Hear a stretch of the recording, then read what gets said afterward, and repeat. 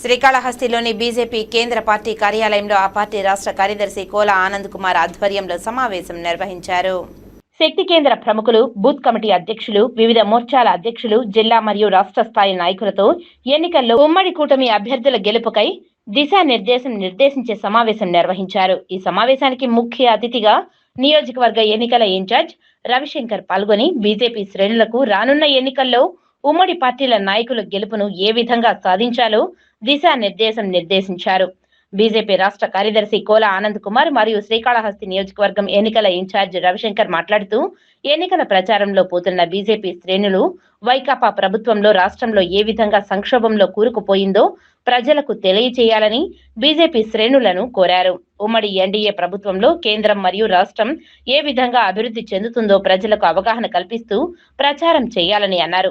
నియోజకవర్గంలోని బీజేపీ శ్రేణులంతా కలిసికట్టుగా పనిచేసి కేంద్రంలో మన నాయకులు నరేంద్ర మోదీని నాయకత్వం బలపరిచే విధంగా తిరుపతి జిల్లా ఎంపీ అభ్యర్థి వరప్రసాద్ గెలుపుకు కృషి చేయాలని బీజేపీ శ్రేణులు కోరారు.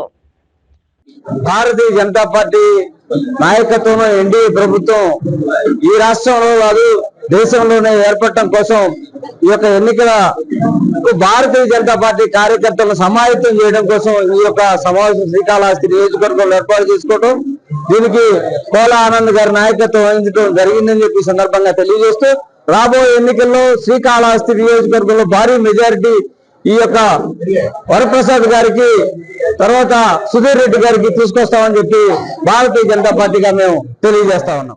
నియోజకవర్గం పొత్తులో భాగంగా తెలుగుదేశం అభ్యర్థి సుధీర్ రెడ్డి గారికి, అదే విధంగా మా యొక్క తిరుపతి పార్లమెంట్ ఎంపీ అభ్యర్థి వెలగపల్లి వరప్రసాద్ గారికి రావడం జరిగింది. ఎక్కడ కూడా మేము చిన్న ఆలోచన లేకుండా మా అభ్యర్థులు ఇద్దరిని, వెలగపల్లి వరప్రసాద్ గారి ఎంపీ అభ్యర్థిని, అదే విధంగా ఎమ్మెల్యే అభ్యర్థి బొజ్జల సుధీర్ రెడ్డిని గెలిపించుకోవాలని చెప్పి మా కార్యకర్తలందరూ కూడా దిశానిర్దేశం మళ్ళీ కూడా మేము చేయడం జరిగింది. ఎందుకంటే ఈ రోజు నుంచి వారందరూ కూడా కరపత్రాలు తీసుకొని, గుర్తులు తీసుకొని ప్రజల్లోకి వెళ్తున్నారు.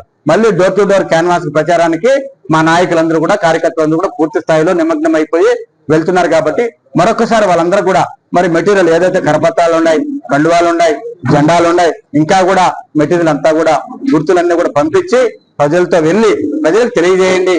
దయచేసి ఈ రాష్ట్రంలో ఎన్డీఏ ప్రభుత్వం వస్తా ఉంది.